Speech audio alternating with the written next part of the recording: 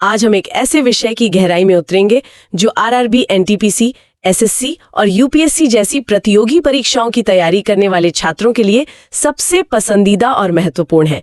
अम्ल, क्षार और लवण, यानी एसिड्स, बेसिस और सॉल्ट्स। वैसे ये सचमुच एक ऐसा विषय है जिसे अक्सर केवल रटने वाली सूचियों तक सीमित कर दिया जाता है ना? मतलब छात्र बस रट लेते हैं, लेकिन इसके पीछे जो यांत्रिकी काम कर रही है वो बहुत दिलचस्प है। हाँ, और हमारा उद्देश्य भी यही है। हम केवल ये नहीं देखेंगे कि कौन सा रसायन क्या परिणाम देता है, बल्कि हम इसके पीछे के क्यों और कैसे को समझेंगे। रोजमर्रा की जिंदगी में हम इन रसायनों को कैसे पहचानते हैं? अगर बाहरी गुणों की बात करें तो अम्ल स्वाद में खट्टे होते हैं, जैसे नींबू का रस।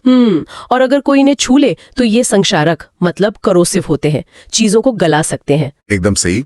वही दूसरी ओर अगर हम क्षार की बात करें तो वो स्वाद में कड़वे होते हैं और छूने पर वो बिल्कुल साबुन जैसे चिकने लगते हैं। अच्छा, प्रयोगशालाओं में तो इन्हें पहचानने का वो पुराना तरीका है ना, लिटमस टेस्ट। हाँ, लिटमस टेस्ट। ये एक प्राकृतिक सूचक है। अम्ल नीले लिटमस पेपर को लाल रंग में बदल देते हैं, जबकि क्षार लाल लिटमस पेपर को नीले रंग में बदल देते हैं।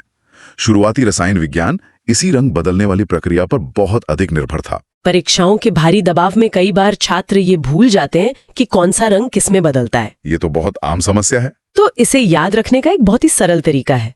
अम्ल का मतलब है खतरा, और खतरे का रंग हमेशा लाल होता है, तो अम्ल हमेशा लिटमस को लाल कर देगा। क्या बात है, ये तो बहुत बढ़िया ट्रिक है। और क्षार के लिए अंग्रेजी शब्द है बेस, तो बी से बेस और बी से ब्लू यानी नीला। लेकिन यहाँ एक बात सोचने वाली है।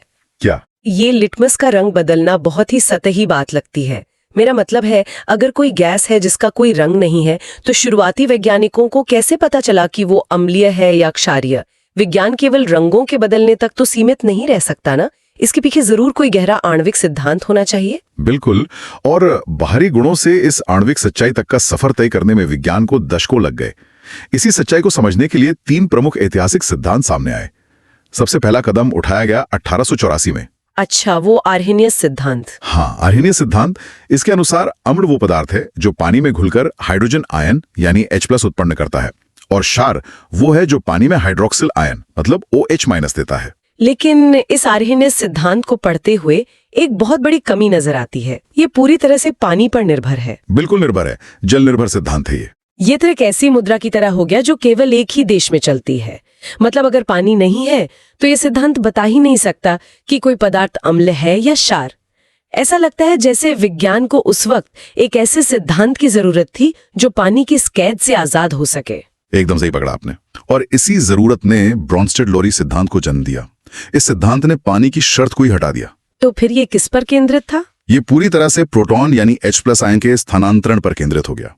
इसमें अम्ल वो है जो H+ का दान करता है, और क्षार वो है जो H+ को ग्रहण करता है। अच्छा, मतलब ये एक सीधे लेन देन की तरह है, एक दे रहा है, दूसरा ले रहा है। हाँ, और यहीं से संयोगमी जोड़े, जिसे अंग्रेजी में कॉन्जुगेट पेयर्स कहते हैं, उसकी अवधारणा भी आती है। ये संयुग्मी जोड़ों वाली बात सच में दिलचस्प है। इसका मतलब है कि एक संयुग्मी जोड़े में केवल एक प्रोटॉन का ही अंतर होता है। बिल्कुल, केवल एक H+ का। दौरान एक बहुत ही खास तरह के पदार्थ की पहचान हुई जिसे उभयधर्मी या एम्फोटेरिक कहा जाता है। एम्फोटेरिक मतलब जो दोनों तरह से काम करे। एकदम सही। ये ऐसे पदार्थ हैं जो स्थिति के अनुसार अम्ल और क्षार दोनों की तरह व्यवहार कर सकते हैं। पानी इसका सबसे बेहतरीन उदाहरण है। अगर सामने मजबूत अम्ल है तो पानी क्षार बन जाता है। लेकिन प्रतियोगी परीक्षाओं की तैयारी करने वालों के लिए यहाँ एक बड़ी चेतावनी है। स्रोत सामग्री में साफ लिखा है कि OH- आयन उभयधर्मी नहीं है।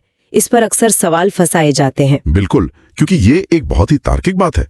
OH- आयन केवल H+ को ग्रहण कर सकता है, दान करने के लिए उसके पास कोई अतिरिक्त H+ है ही नहीं। हाँ, ये तो स्पष्ट है। लेकिन ब्रॉन्स्टेड-लोरी सिद्धांत भी अंतिम सत्य नहीं था। इसके बाद लुईस सिद्धांत आया, जिसने पूरी तस्वीर को ही बदल कर रख दिया। इसमें तो H+ की कोई जरूरत ही नहीं बची। सही कहा। लुईस सिद्धांत पूरी तरह से इलेक्ट्रॉन युग्मों यानी लोन पेयर्स के खेल पर आधारित है। इसे समझना रसायन विज्ञान की असली गहराई में जाने जैसा है। तो इसमें अम्ल और क्षार की परिभाषा क्या है? इसमें जो पदार्थ इलेक्ट्रॉन युग्म को स्वीकार करता है वो लुईस अम्ल कहलाता है, जैसे BF3 या HCl। और जो पदार्थ इलेक्ट्रॉन युग्म दान करता है वो लुईस क्षार कहलाता है, जैसे अमोनिया या पानी। तो अगर इस लुईस सिद्धांत को हम रोजमर्रा की जिंदगी से जोड़ें तो ये ब्रॉन्स्टेड-लोरी की तरह गेंद मतलब प्रोटॉन फेंकने और पकड़ने वाला खेल नहीं है। तो फिर कैसा खेल है ये? बस एक बड़ा सा कंबल है, यानी इलेक्ट्रॉन पेयर। वो अपना कंबल दूसरे के साथ साझा करता है और इस साझेदारी से उन दोनों के बीच एक मजबूत नया उपसहसंयोजक बंध बन जाता है, जिसे कोऑर्डिनेट बॉन्ड कहते हैं। क्या शानदार उपमा है, बिल्कुल ऐसे ही होता है। है ना? और इस सिद्धांत की सबसे बड़ी खासियत यही है कि ये उन रसायनों को भी शामिल कर लेता है जिनमें हाइड्रोजन का नामो निशान तक नहीं होता। हाँ, यही इसे सबसे व्यापक सिद्धांत बनाता है। अब जब आणविक स्तर पर यह स्पष्ट हो गया कि अम्ल H+ आयन देते हैं या इलेक्ट्रॉन स्वीकार करते हैं, तो विज्ञान के सामने अगला सवाल यह था कि इस खटास या ताकत को मापा कैसे जाए। एकदम सही। और इसके लिए pH पैमाने का आविष्कार हुआ, जो 0 से 14 तक जाता है। 0 के करीब का मतलब है बहुत खतरनाक पेट का अम्ल, 7 का मतलब है एकदम उदासीन शुद्ध पानी, और 14 का मतलब है शक्तिशाली ब्लीच। इस pH पैमाने को गहराई से देखने पर एक विपरीत संबंध दिखाई देता है, जो शुरुआत में थोड़ा भ्रामक लग सकता है। Inverse relationship. मतलब H+ की सांद्रता जितनी ज्यादा होगी, pH का मान उतना ही कम होगा। सूत्र है pH बराबर -log H+। स्रोत सामग्री में एक बहुत ही शानदार गणितीय उदाहरण दिया गया है जो परीक्षा में अक्सर उलझा देता है। वो समान आयतन वाला उदाहरण। बिल्कुल। मान लीजिए pH 1 जिसका मतलब है 0.1 m H+ और pH 2 यानी 0.01 m H+ वाले समान आयतन के दो विलयन हैं। अगर इन दोनों को मिला दिया जाए तो नया pH 1.5 नहीं होता। हाँ, वो 1.26 होता है। ये बहुत चौंकाने वाला है। ऐसा क्यों? क्योंकि इस गणित के पीछे का विज्ञान समझना बहुत जरूरी है। ये सीधा जोड़ घटाना नहीं है, ये एक लघुगणक मतलब लॉगरिथमिक पैमाना है। अच्छा, तो ये 10 गुना वाला हिसाब है। बिल्कुल। pH 1 वाले अम्ल में pH 2 वाले अम्ल के मुकाबले 10 गुना अधिक H+ आयन होते हैं। जब समान मात्रा में दोनों को मिलाया जाता है तो हम pH के अंकों यानी 1 और 2 का औसत नहीं निकालते। तो हम आयनों की सांद्रता का औसत निकालते हैं। हाँ, हम 0.1 और 0.01 का औसत निकालते हैं, जो 0.055 होता है। और जब 0.055 का नेगेटिव लॉग निकाला जाता है तो परिणाम 1.26 आता है। ये केवल कणों को गिनने का गणित है। यहीं पर एक और अवधारणा आती है जहां प्रतियोगी परीक्षाओं में बहुत से छात्र उलझ जाते हैं। वो है अम्लों का वर्गीकरण। अम्लों को उनकी क्षमता और सांद्रता के आधार पर बांटा जाता है। हाँ, स्ट्रेंथ और कॉन्सेंट्रेशन। कई बार सांद्र और प्रबल शब्दों को एक ही मान लिया जाता अरे है। रुकिए, क्या मेरे पास एक सांद्र और दुर्बल अम्ल एक साथ हो सकता है? ये बहुत ही महत्वपूर्ण सवाल है और इसका जवाब है हाँ, बिल्कुल हो सकता है। प्रबलता का अर्थ है कि कोई अम्ल पानी में कितनी आसानी से और पूरी तरह से टूटकर अपने H+ आयन छोड़ता है। जैसे नाइट्रिक एसिड। हाँ, नाइट्रिक एसिड जैसे प्रबल अम्ल पानी में जाते ही पूरी तरह से आयनित हो जाते हैं। दूसरी ओर एसिटिक एसिड जैसे दुर्बल अम्ल केवल आंशिक रूप से ही आयनित होते हैं। ये उनकी आंतरिक प्रकृति है। अच्छा, और सांद्रता का मतलब केवल भीड़ से है? मतलब अगर किसी बर्तन में पानी कम है और अम्ल के अणु ज्यादा हैं तो वो सांद्र है, और अगर पानी ज्यादा मिला दिया तो वो तनु या डाइल्यूट हो जाएगा। बिल्कुल सही। तो इसका मतलब है कि एक सांद्र दुर्बल अम्ल बिल्कुल संभव है, यानी एक ऐसा अम्ल जो पानी में ज्यादा H+ तो नहीं देता, लेकिन उस बर्तन में उस अम्ल के अणुओं की कुल संख्या बहुत ज्यादा है। एकदम सटीक। और इस अंतर को समझने के बाद ही एक बड़ी चेतावनी का महत्व समझ आता है। प्रयोगशाला में हमेशा अम्ल को पानी में बूंद बूंद करके मिलाना चाहिए। हाँ, पानी को कभी अम्ल में नहीं डालना चाहिए। कभी नहीं। पानी को अम्ल में डालने से इतनी अचानक ऊष्मा पैदा होती है कि मिश्रण छलककर गंभीर रूप से जला सकता है। खतरनाक है। बहुत ज्यादा। इसके अलावा अम्लों को उनकी क्षारकता यानी बेसिसिटी के आधार पर भी बांटा जाता है। जो प्रति अणु एक H+ दे वो मोनोबेसिक जैसे HCl, जो 2 दे वो डाइबेसिक जैसे H2SO4, और जो 3 दे वो ट्राइबेसिक कहलाता है जैसे फॉस्फोरिक एसिड। इन सिद्धांतों और गणितीय पैमानों से बाहर निकलकर अगर असली दुनिया पर नजर डालें तो प्रकृति ने हमें बहुत से प्राकृतिक और कार्बनिक अम्ल दिए हैं। प्राकृतिक अम्लों की सूची तो बहुत लंबी है। हाँ, जैसे चींटी के डंक में फॉर्मिक एसिड होता है जो जलन पैदा करता है। खट्टे फलों और नींबू में साइट्रिक एसिड होता है, और सिरका जो हम भोजन में इस्तेमाल करते हैं वो असल में 5% सांद्रता वाला एसिटिक एसिड ही है। और सेब में मैलिक एसिड होता है। खट्टे दूध या दही में लैक्टिक एसिड पाया जाता है। टमाटर और आंवला में एस्कॉर्बिक एसिड होता है, जिसे हम आमतौर पर विटामिन C के नाम से जानते हैं। बिल्कुल। लेकिन प्राकृतिक अम्लों के विपरीत खनिजों से बने जो खनिज अम्ल होते हैं वो बेहद शक्तिशाली होते हैं। जैसे हाइड्रोक्लोरिक एसिड। हाँ, HCl। इसे म्यूरेटिक एसिड भी कहा जाता है। ये वही अम्ल है जो हमारे पेट में भोजन पचाने का काम करता है और भारी उद्योगों में स्विमिंग पूल या धातुओं की सफाई के लिए इसका उपयोग होता है। और वो रसायनों का राजा, वो है sulphuric acid H2SO4। Car battery से लेकर उर्वरक बनाने तक इसका उपयोग होता है और जैसा कि हमने शुरुआत में देखा, ये इतना शक्तिशाली निर्जलीकरण एजेंट है कि चीनी को जलाकर कोयला बना देता है। बाप रे। और तीसरा प्रमुख खनिज अम्ल है नाइट्रिक एसिड HNO3। हाँ, इसका उपयोग विस्फोटक बनाने में होता है।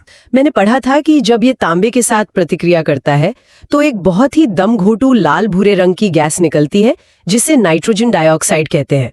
परीक्षाओं में इन गैसों के रंग पर बहुत सवाल आते हैं। हाँ, वो NO2 गैस होती है। लेकिन इन सब से भी रोमांचक हिस्सा तब आता है जब हम एक्वारेजिया मतलब अम्लराज की बात करते हैं। अरे हाँ, अम्लराज। सोना और प्लैटिनम जैसी धातुएं इतनी जिद्दी होती हैं कि वो अकेले HCl या HNO3 से नहीं घुलती। बिल्कुल नहीं। लेकिन जब 3 भाग HCl और 1 भाग HNO3 का मिश्रण बनता है तो सोना भी पिघल जाता है। ये रसायन विज्ञान का अवेंजर्स असेंबल है। पर ये काम कैसे करता है? ये एक बहुत ही शानदार रासायनिक टीम वर्क का उदाहरण है। इस मिश्रण में नाइट्रिक एसिड एक ऑक्सीकारक की तरह काम करता है। वो सोने के कुछ परमाणुओं पर हमला करके उन्हें आयन में बदल देता है। और फिर सामान्य स्थिति में प्रतिक्रिया यहीं रुक जाती, क्योंकि सोना वापस अपनी मूल ठोस अवस्था में आना चाहता है। लेकिन यहीं पर हाइड्रोक्लोरिक एसिड अपना खेल खेलता है। वो बहुत सारे क्लोराइड आयन प्रदान करता है। अच्छा, तो वो उसे घेर लेते हैं। एग्जैक्टली। ये क्लोराइड आयन तुरंत सोने के आयनों को चारों तरफ से घेर कर एक नया जटिल यौगिक बना लेते हैं। इस तरह सोना वापस ठोस नहीं बन पाता और नाइट्रिक एसिड आगे और सोने को आयन में बदलता रहता है। तो एक हमला करता है और दूसरा उसे भागने नहीं देता। बिल्कुल। ये सच में अद्भुत है। अब ये देखना भी जरूरी है कि क्या होता है जब ये ताकतवर अम्ल अन्य चीजों से, विशेष रूप से अपने कट्टर दुश्मन क्षार से टकराते हैं। ये टकराव भी बहुत दिलचस्प है। जब एक अम्ल किसी धातु से प्रतिक्रिया करता है तो लवण बनता है और हाइड्रोजन गैस निकलती है। इस H2 गैस को पहचानने का तरीका ये है कि आग के पास ले जाने पर ये तेज पॉप ध्वनि के साथ जलती है। हाँ, पॉप साउंड। और जब अम्ल किसी धातु कार्बोनेट से टकराता है तो कार्बन डाइऑक्साइड गैस निकलती है जो चूने के पानी को दूधिया कर देती है, मिल्की कर देती है। बिल्कुल। लेकिन क्षार की दुनिया को समझना भी उतना ही महत्वपूर्ण है। यहाँ एक बहुत ही बुनियादी अंतर स्पष्ट होना चाहिए, क्षार और एल्कली के बीच का अंतर। हाँ, इसमें बहुत कंफ्यूजन होता है। जो भी क्षार पानी में पूरी तरह घुलनशील होता है उसे एल्कली कहते हैं। इसका सीधा सा मतलब है कि सभी एल्कली क्षार हैं, लेकिन सभी क्षार एल्कली नहीं हैं। समझ गई। जैसे सोडियम हाइड्रोक्साइड जिसका उपयोग साबुन बनाने में होता है। हाँ, NaOH या कैल्शियम हाइड्रोक्साइड जिसे बुझा हुआ चूना कहते हैं, वो ब्लीचिंग पाउडर बनाने और मिट्टी की अम्लता दूर करने में काम आता है।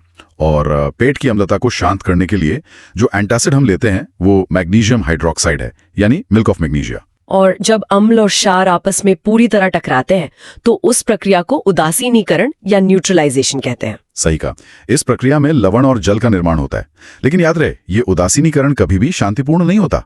मतलब हमेशा ऊष्मा निकलती है। हाँ, ये हमेशा एक ऊष्माक्षेपी यानी एक्सोथर्मिक प्रक्रिया है जिसमें तापमान बढ़ता है। और एक और जरूरी बात, इस लड़ाई के बाद बनने वाले लवण का pH हमेशा 7 नहीं होता। अच्छा, तो वो किस बात पर निर्भर करता है? लवण का pH इस बात पर निर्भर करता है कि प्रतिक्रिया में कौन सा रसायन अधिक शक्तिशाली था।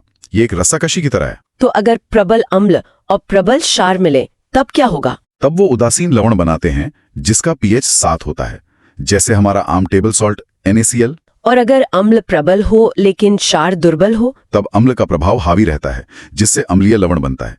इसका pH 7 से कम होता है, जैसे अमोनियम क्लोराइड।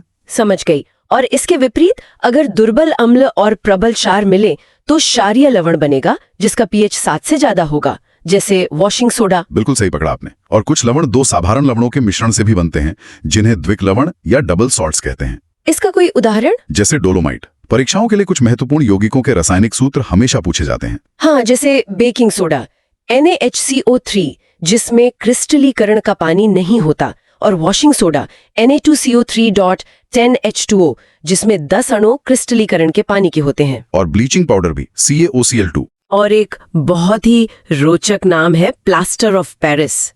ये CaSO4.12H2O होता है। इसका ये नाम इसलिए पड़ा क्योंकि पहली बार इसे पेरिस के पास मॉन्टमार्ट्रे नामक जगह पर मिले जिप्सम के विशाल भंडार से बनाया गया था। हाँ, जिप्सम को जब ठीक 100 डिग्री सेल्सियस पर गर्म किया जाता है तो वो अपना 1.5 अणु पानी खो देता है और प्लास्टर ऑफ पेरिस बन जाता है। इन सारे रसायनों की ताकत को देखने के बाद एक सवाल उठता है, जब प्रयोगशाला में कोई अज्ञात तरल रखा हो तो बिना छुए या चखे ये कैसे पता चलेगा कि वो अम्ल है या क्षार? यहीं पर सूचक मतलब इंडिकेटर्स रसायनों के जासूस की तरह काम करते हैं। जैसे लिटमस? हाँ, जो लाइकेन से प्राप्त होता है। इसके अलावा फिनोल्फेप्थिलीन होता है जो अम्ल में रंगीन रहता है लेकिन क्षार मिलते ही गुलाबी हो जाता है, और मिथाइल ऑरेंज अम्ल में लाल और क्षार में पीला हो जाता है। रंग बदलने वाले सूचकों के साथ साथ गंधीय सूचक, जिन्हें ओल्फैक्टरी इंडिकेटर्स कहते हैं, वो भी होते हैं। ये विशेष परीक्षणों के लिए बहुत काम आते हैं। बिल्कुल, जैसे प्याज, वनीला और लौंग का तेल। मतलब अगर मैं किसी रहस्यमय रसायन पर वनीला एसेंस डालती हूँ और मुझे आइसक्रीम की खुशबू आना बंद हो जाती है तो मुझे समझ जाना चाहिए कि मेरे सामने एक क्षार है। बिल्कुल। हाँ बिल्कुल, ये तो रसायन विज्ञान की सबसे स्वादिष्ट जासूसी तकनीक है। एकदम सही। अम्लीय माध्यम में इनकी गंध बरकरार रहती है लेकिन क्षारीय माध्यम में जाते ही गंध गायब हो जाती है। इस पूरी चर्चा को समेटते हुए हम ये देख सकते हैं कि रसायन विज्ञान केवल रटने की चीज नहीं है। बिल्कुल नहीं। स्वाद से शुरू होकर प्रोटॉनों के स्थानांतरण और इलेक्ट्रॉनों की साझेदारी तक का ये सफर बहुत कुछ सिखाता है। सांद्रता और प्रबलता का अंतर, लॉगरिथम का गणित और अम्लराज के पीछे का टीम वर्क, ये सब इस बात का प्रमाण है कि विज्ञान के नियम हर स्तर पर एक तार्किक कहानी बुनते हैं। सच में। और इस पूरी रासायनिक दुनिया को हम हमेशा पानी के चश्मे से देखते आए हैं। pH 7 को उदासीन माना जाता है क्योंकि ये पानी का स्वभाव है।